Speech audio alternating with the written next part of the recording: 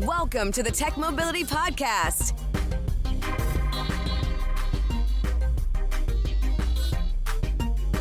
I'm Ken Chester.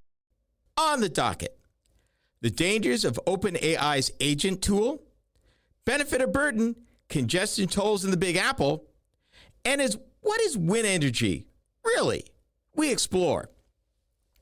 To add your voice to the conversation, be it to ask a question, share an opinion, or even suggest a topic for future discussion, call or text the TechMobility hotline. That number, 872-222-9793, or you can email the show, talk@techmobility.show.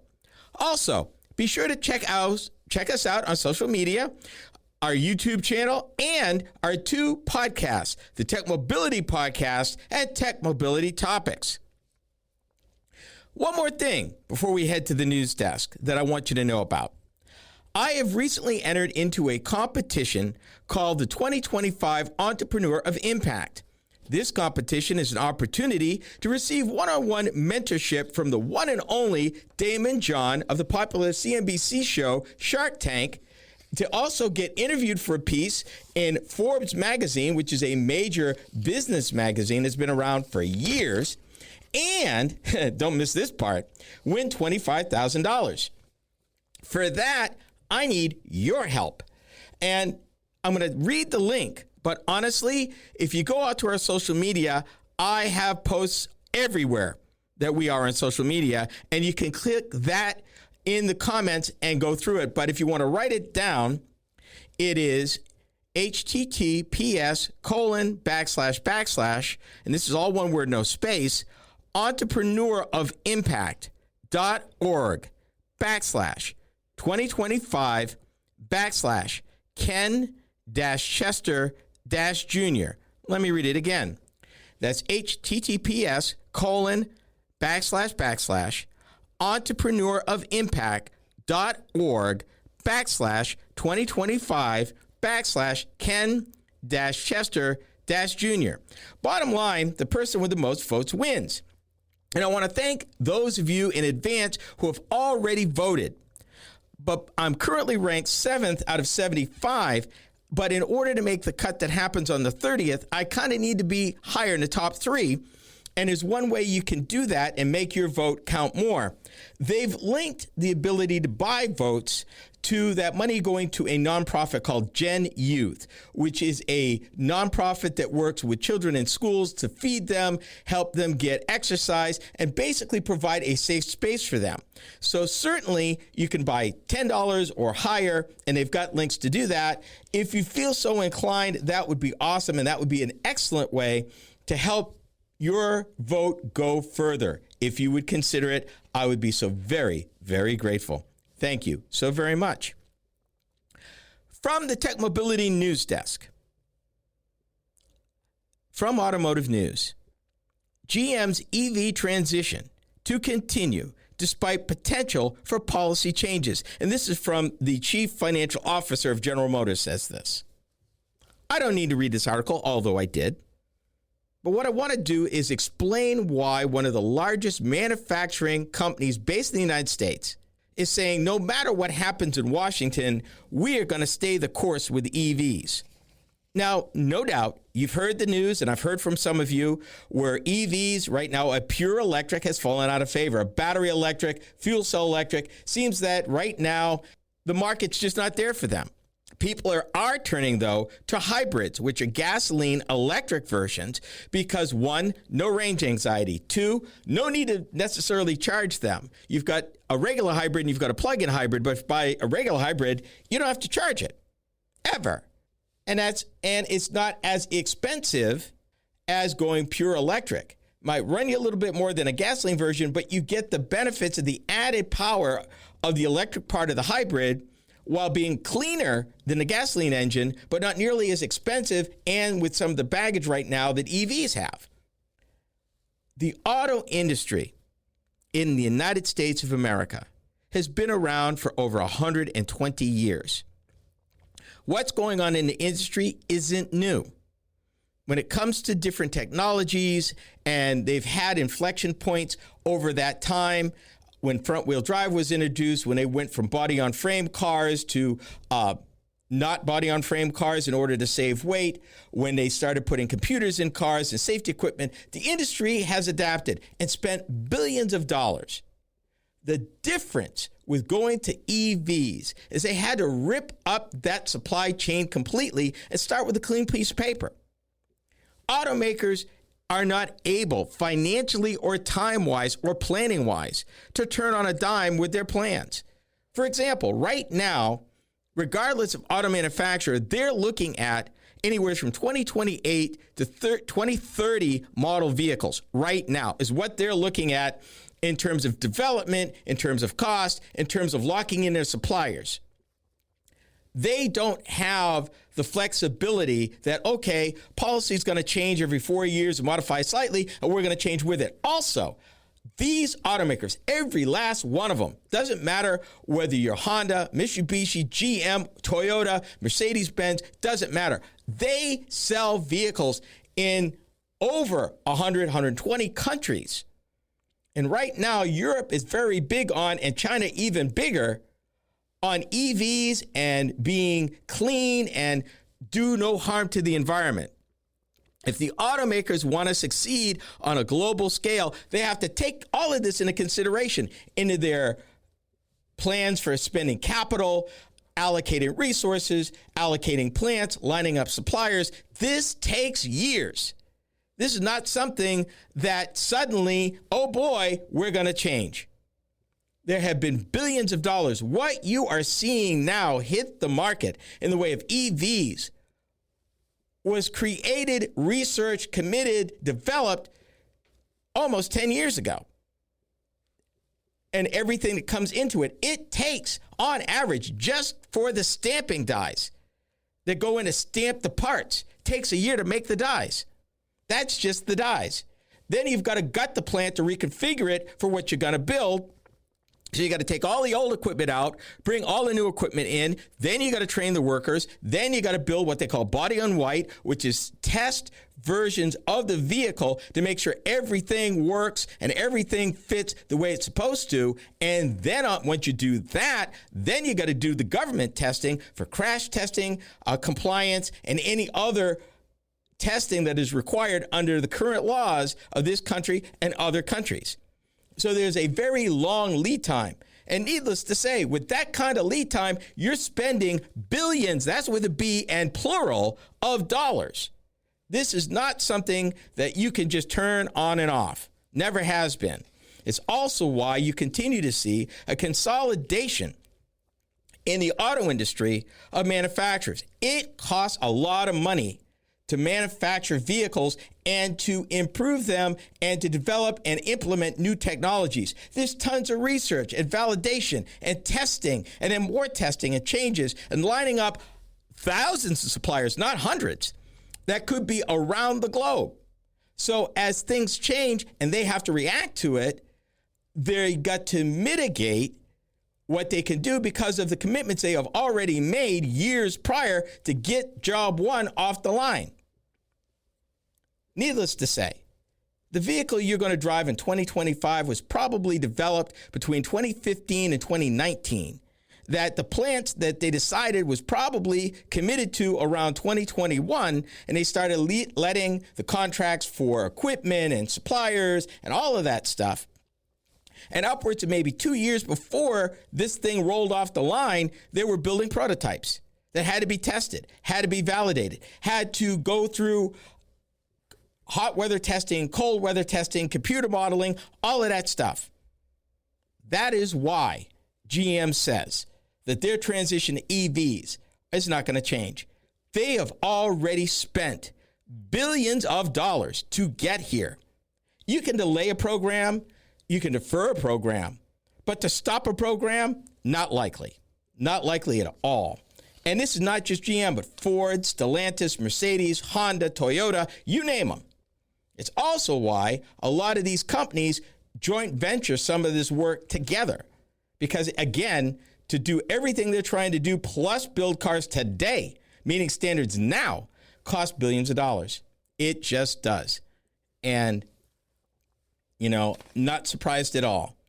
And they're making money. They expect to make money doing this. So GM's going to stay the course, and when the tide turns, they'll be ready to meet it. And that is the real truth. OpenAI is about to release an agentic AI that can take over your computer without your knowledge or permission. You are listening to the Tech Mobility Show.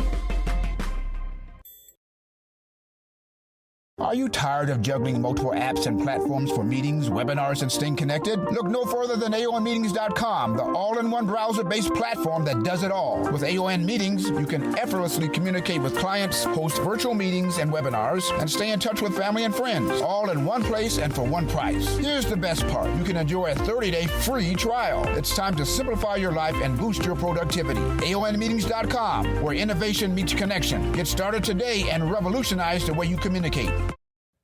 Social media is the main place to be these days, and we are no exception. I'm Ken Chester, the Tech Mobility Show.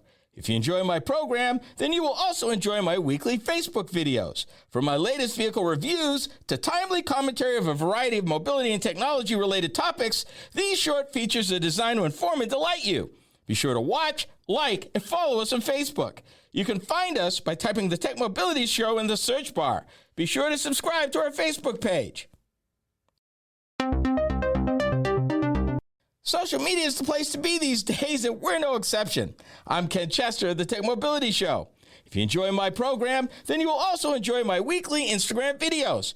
From the latest vehicle reviews to timely commentary on a variety of mobility and technology-related topics, these short features are designed to inform and delight you. Be sure to watch, like, and follow us on Instagram. You can find us by typing the Tech Mobility Show in the search bar. For those of you that listen to podcasts, we have just the one for you. Hi, I'm Ken Chester. Tech Mobility Topics is a podcast where I upload topic-specific videos each week. Shorter than the full show, these bite-sized programs are just the thing, particularly if you're interested in a particular topic covered on the weekly radio show. From Apple Podcast to iHeartRadio and many podcast platforms in between, we got you covered. Just enter Tech Mobility Topics in the search bar wherever you listen to podcasts.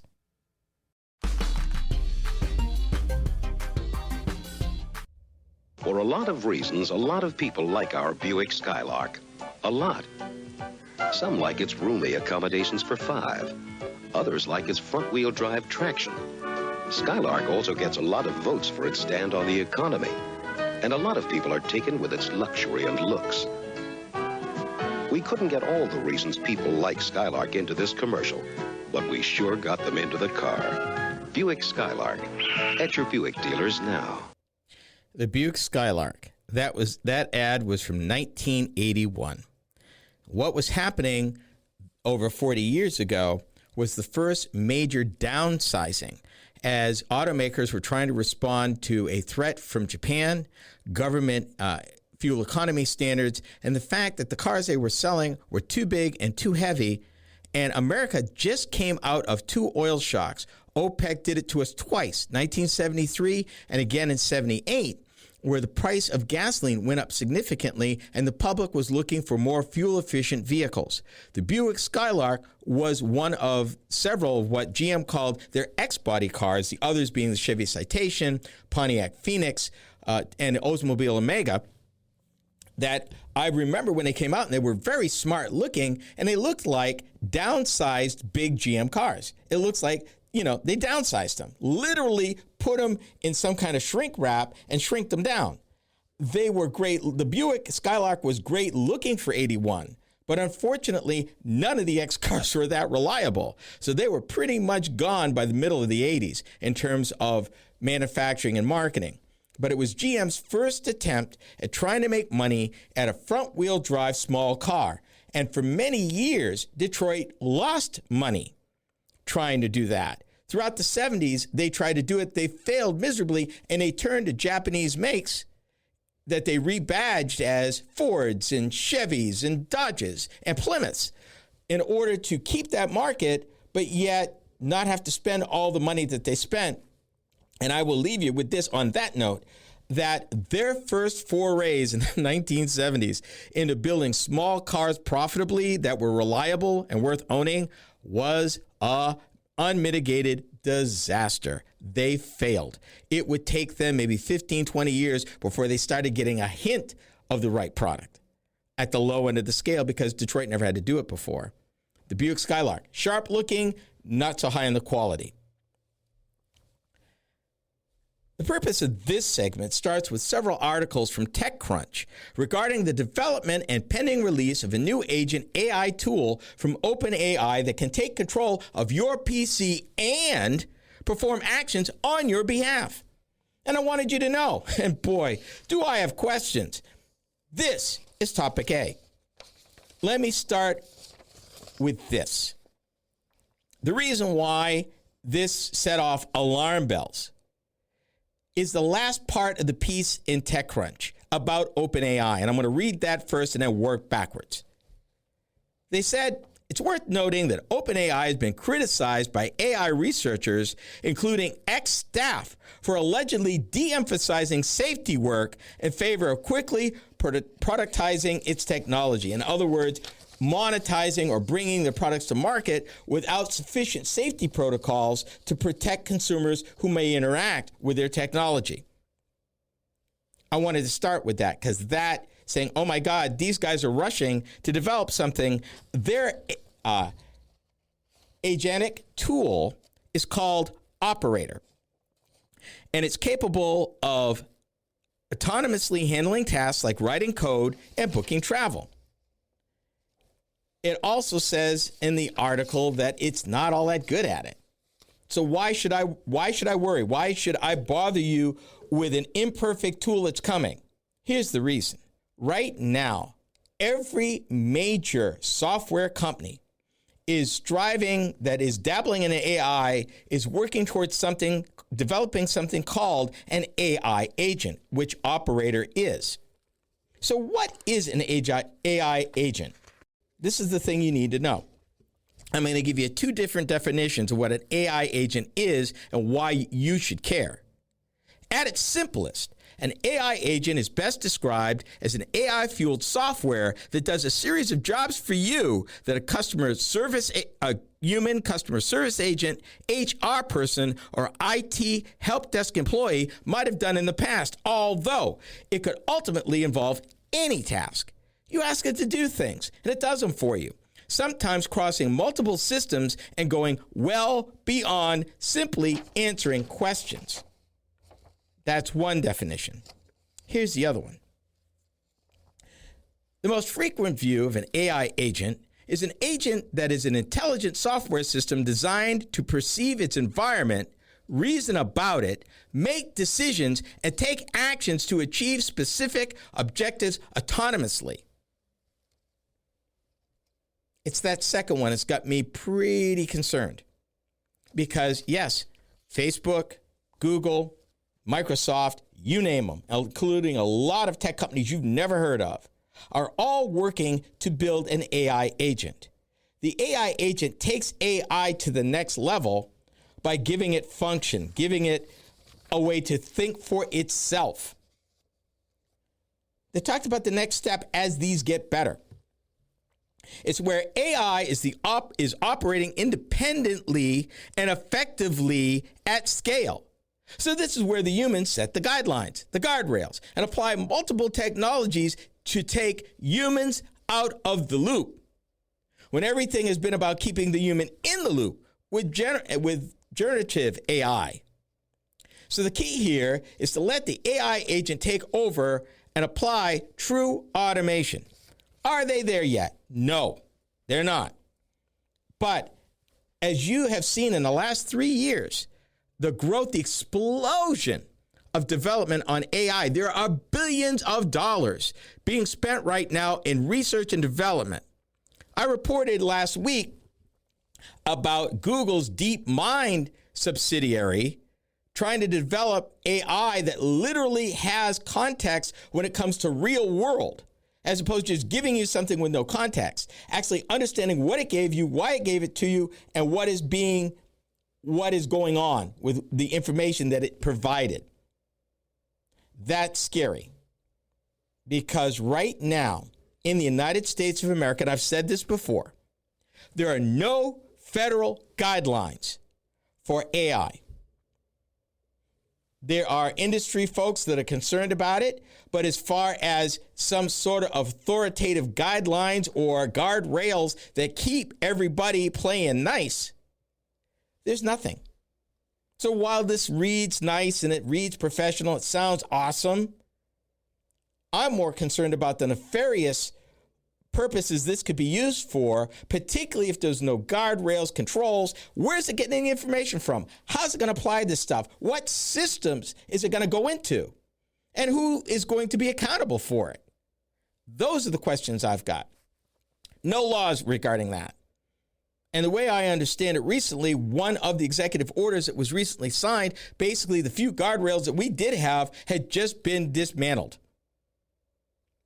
If the government's not going to regulate it so that everybody has an even playing field regarding AI and what to expect and how it's going to interact with us, then what protections do we have as this grows mightily and more sophisticated? That's my question. That's my concern. What's going to protect us from the machine at the end of the day as it gets sentient and more aware? Questions. Benefit or burden? The jury is out on congestion tolls in the Big Apple. This is the Tech Mobility Show.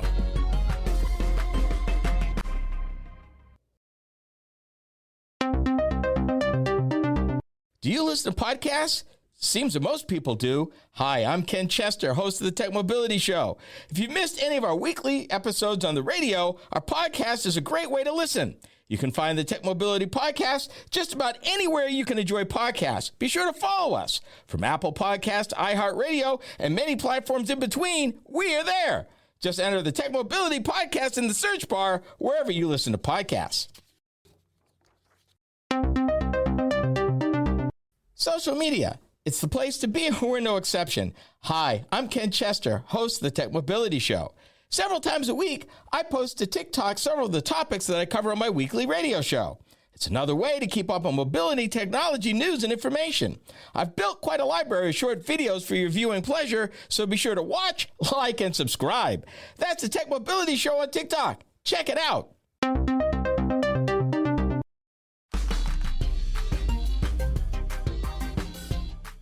Depending who you talk to, or is talking about it, the newly implemented congestion pricing model in New York City is either a benefit if you're public transportation minded, or a burden if you're a commercial enterprise with vehicles entering Lower Manhattan on a regular basis. In any case, there's plenty to talk about. This is topic B. If you are not familiar with the congestion pricing scheme now in effect in Lower Manhattan, let me take you back. New York City is one of the most congested cities on the planet. They needed to do something. Part of what they needed to do is they wanted to improve quality of life, less noise, less pollution, less traffic. They also wanted to change behaviors. Passenger cars right now are the leading cause of air pollution in Lower Manhattan and the leading cause of traffic. They wanted to change how trucks enter in and out of, or commercial vehicles, I should say, enter in and out of Lower Manhattan. If you've ever been to Lower Manhattan, you know it's a congested mess every single day. Thousands of vehicles every day pour into the city in Lower Manhattan. The city took 5 years, and they looked at different systems in Singapore, in London, elsewhere where congestion pricing had been implemented either in a city core or certain blocks to reduce congestion, to encourage people to change their behaviors in terms of when they came into the city or how often they came into the city. New York spent a lot of money and a lot of time. Their original congestion pricing scheme was scheduled to go into effect in June of last year. The governor of the state deferred it. And at that time, she said indefinitely. But it went into effect this month after they tinkered with it some more and dropped the original price for passenger cars by 40%. Here's the thing. Like anything the government gets involved with, this thing's incredibly complicated. Depending if you are passenger car, a taxi, ride hailing. If you're a commercial vehicle, different prices, different times. And then on top of that, depends where you come into Manhattan and where you leave. You can get credits. You can get all kinds of stuff. Let me give you an example. Under the new program, a small one-unit truck will pay $14.40 to enter the area, while a large two-unit truck will be charged $21.60. By the way, that is every trip. So if you're a delivery vehicle coming in and out of Manhattan, that's every time you go into Lower Manhattan. Regular toll rates apply from 5 a.m. to 9 p.m. on weekdays and 9 a.m. to 9 p.m. on weekends. And get this now, and a 75% cheaper overnight toll outside those time frames aims to encourage off-hour truck deliveries, which is great, except most stores and little bodegas and businesses ain't open in the middle of the night. So there's that problem. Who are you going to pay to be there to receive the shipment? Number two, if you live in Lower Manhattan, do you really want all that noise at 2 and 3 in the morning when you're trying to get some peace and trying to sleep? You know, that seems kind of boneheaded to me. But that's just one example. They got the New York Times attempted to explain this and build a chart depending on the combination of delivery truck, what are you driving, from where, through where, during peak or off peak, with or without an easy pass, and what the prices are. Yikes. And it's all over the place. Example, driving a car from New Jersey via the Holland Tunnel during peak hours without an easy pass, the congestion fee is $13.50. Yikes. However, if you happen to be, let me give you another example, because this is craziness.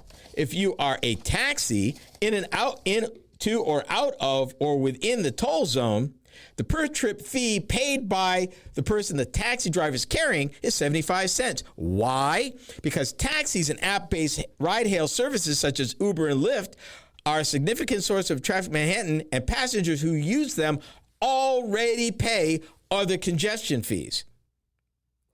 And guess what? If you make less than $50,000 a year and you got to go into Lower Manhattan, you can apply to cut the fare in half by 50%. And the good news is if you're an emergency vehicle, it's free, which duh. But I mean, you literally have to have a chart in order to figure out your combinations. And then they've got stuff built in that if you leave via a couple of different ways, it's either free or it's a lower cost. It's nuts. So why? What's the big deal? The big deal is this money that they're raising is going towards public transportation.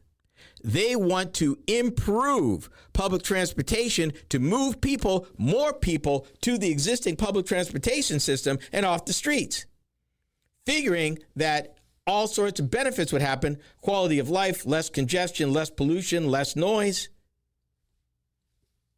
And it sounds wonderful, but trying to administer this, New York hired 500 people and set up a whole administration just for this, to the tune of $100 million a year. That doesn't count the $500 million they spent setting it up. And there are so many cameras and plate readers in Lower Manhattan to make all this work. I don't even know how they're going to do it, but they're doing it. And right now, obviously, the complaints are starting to flow in. If you are a small business with business in Lower Manhattan and you're getting charged per trip, and maybe you make 3 or 4 trips times 4 or 5 trucks into Lower Manhattan each and every day, that adds up, and it adds up fast. And that's the whole argument, that they shifted seemingly the burden to the businesses. Because if you're a car, it's one time. You go into Manhattan one time, it's a one-time charge. If you're a commercial vehicle, it's per trip. And then it depends on all the crazy machinations that they do in order to try to make this work. I mean, it's just crazy. Here's another example.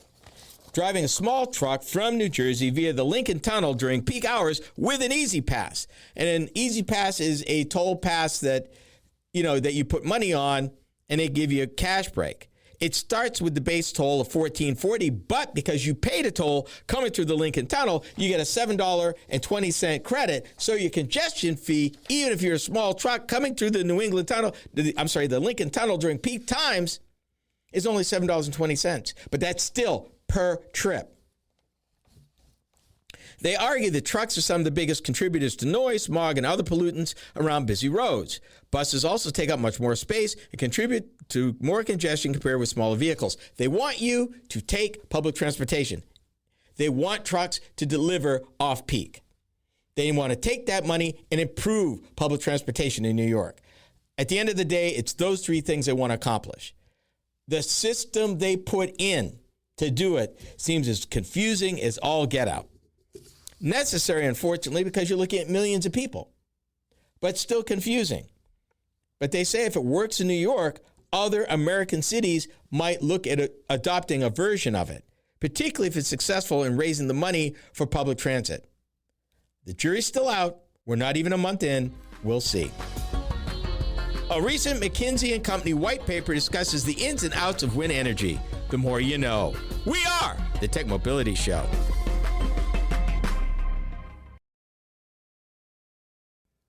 To learn more about the Tech Mobility Show, start by visiting our website. Hi, I'm Ken Chester, host of the Tech Mobility Show.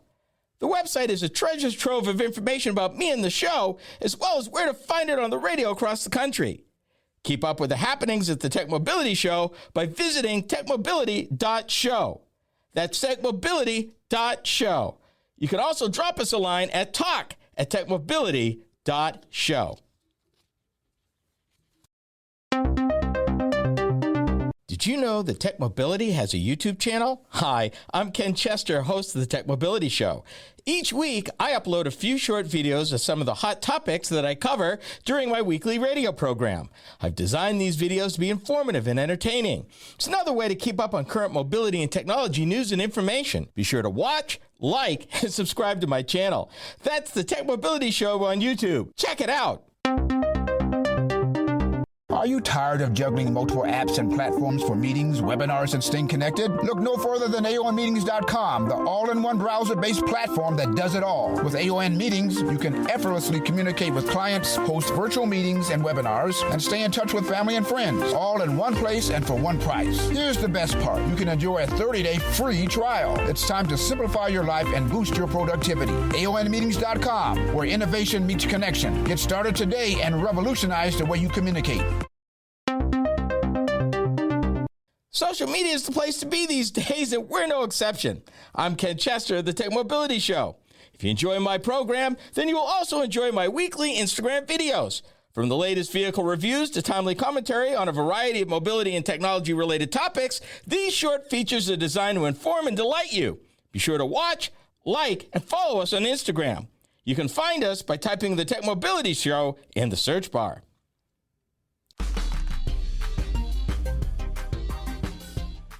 Over the last 30 years, wind energy has become a major force in the upper Midwest and southwestern parts of the United States.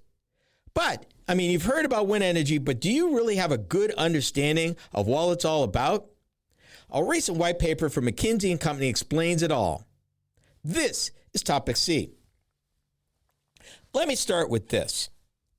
I live in Iowa. Over half the energy produced in this state is renewable, predominantly wind energy, with a smattering of solar energy. Our current utility is probably, the utility that serves Des Moines, is probably closer to 3/4 renewable energy.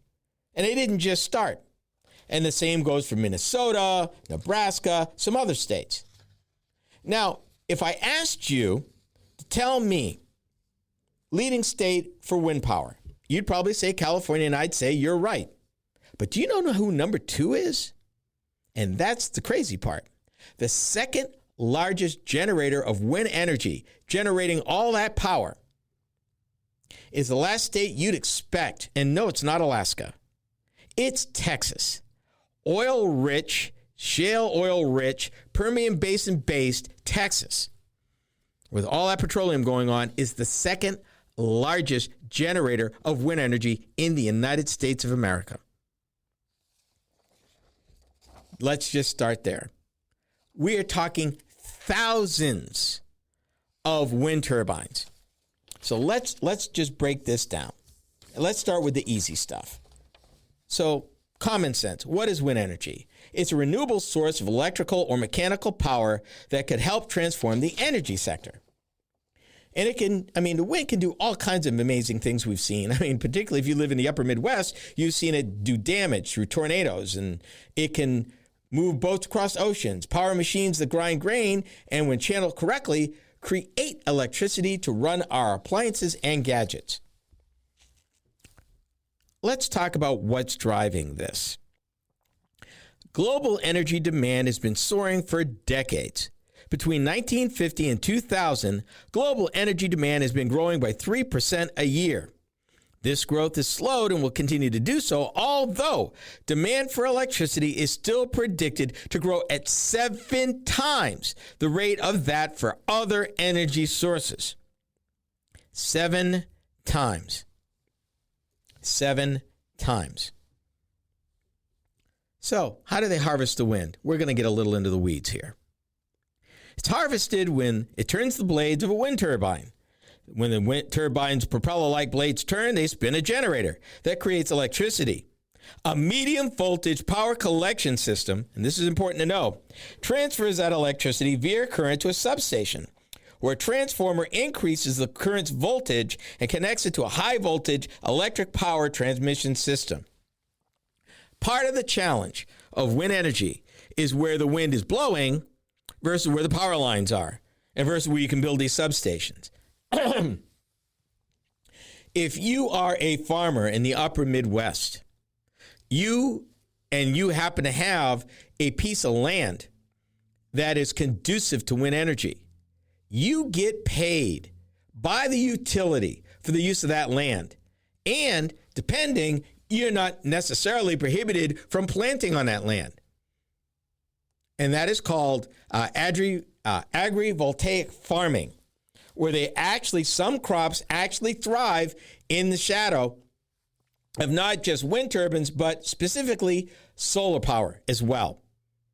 So they're still planting corn in and around those wind turbines. And under solar arrays, they're planting other crops. And there's a whole study that Iowa State did relative to the success of those ventures. So it's not an either or. It's actually an and. It's a chance to get paid for acreage that otherwise may be unpredictable relative to weather and yield and demand by getting a steady stream of income from the rental. It's not bad. The important thing to note here is the medium voltage power collection system. It's not generating high voltage power. This power actually has to be stepped up in order to be transferred, in order to be transmitted to wherever it's going. So there's an additional expense of the right power lines and substations to capitalize on the wind farm's generation of electricity. Here's something else to consider. Back in the day, wind turbines didn't generate that much electricity in terms of the power rating. Back then, they were 3 to 5 megawatts. Now, by the end of last year, you're looking at 13 to 15 megawatt models that are coming to the market with turbines capable of more than that to be available within a few years. What does that mean? It means as this industry continues to mature, that the wind turbines are actually getting more efficient at generating more electricity from the same amount of wind. That the early turbines weren't as efficient as the ones they're building now. Here's something else you may not know. And I talked about this in an earlier show, but it bears repeating right here. The average age of a wind turbine is 20 years. Average age. So you've got those that were put in around the turn of the century now being pulled out because they've reached the end of their useful life. Here's a question. Probably doesn't matter much us being in the middle of the country, but they also have offshore wind farms. And it's kind of a mixed bag. On the one hand, because there's more wind in the ocean, there's more chance to generate electricity, but because of the nature of the conditions and everything you need to do to support it, they are way more expensive.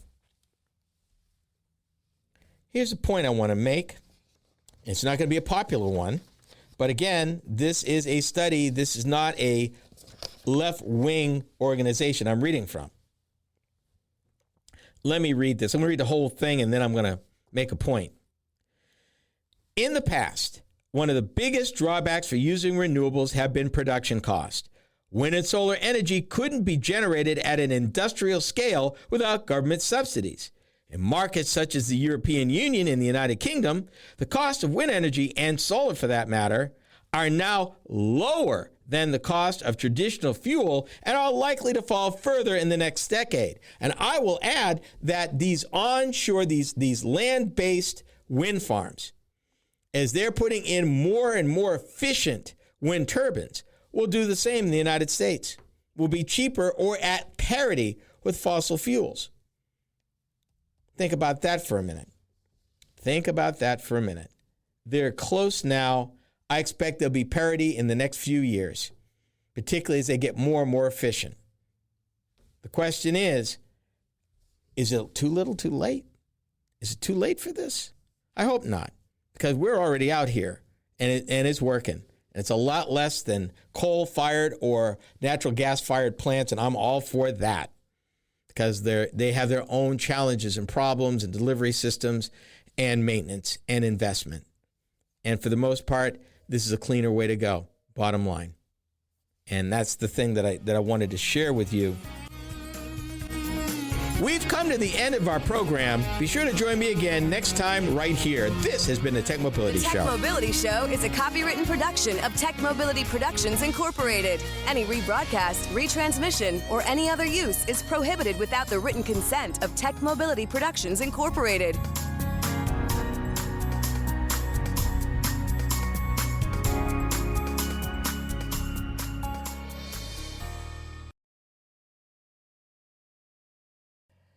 For those of you that listen to podcasts, we have just the one for you. Hi, I'm Ken Chester. Tech Mobility Topics is a podcast where I upload topic-specific videos each week. Shorter than the full show, these bite-sized programs are just the thing, particularly if you're interested in a particular topic covered on the weekly radio show. From Apple Podcast, iHeartRadio, and many podcast platforms in between, we got you covered. Just enter Tech Mobility Topics in the search bar wherever you listen to podcasts. Social media. It's the place to be, and we're no exception. Hi, I'm Ken Chester, host of the Tech Mobility Show. Several times a week, I post to TikTok several of the topics that I cover on my weekly radio show. It's another way to keep up on mobility, technology, news, and information. I've built quite a library of short videos for your viewing pleasure, so be sure to watch, like, and subscribe. That's the Tech Mobility Show on TikTok. Check it out. To learn more about the Tech Mobility Show, start by visiting our website. Hi, I'm Ken Chester, host of the Tech Mobility Show. The website is a treasure trove of information about me and the show, as well as where to find it on the radio across the country. Keep up with the happenings at the Tech Mobility Show by visiting techmobility.show. That's techmobility.show. You can also drop us a line at talk@techmobility.show. Do you listen to podcasts? Seems that most people do. Hi, I'm Ken Chester, host of the Tech Mobility Show. If you've missed any of our weekly episodes on the radio, our podcast is a great way to listen. You can find the Tech Mobility Podcast just about anywhere you can enjoy podcasts. Be sure to follow us. From Apple Podcast, iHeartRadio, and many platforms in between, we are there.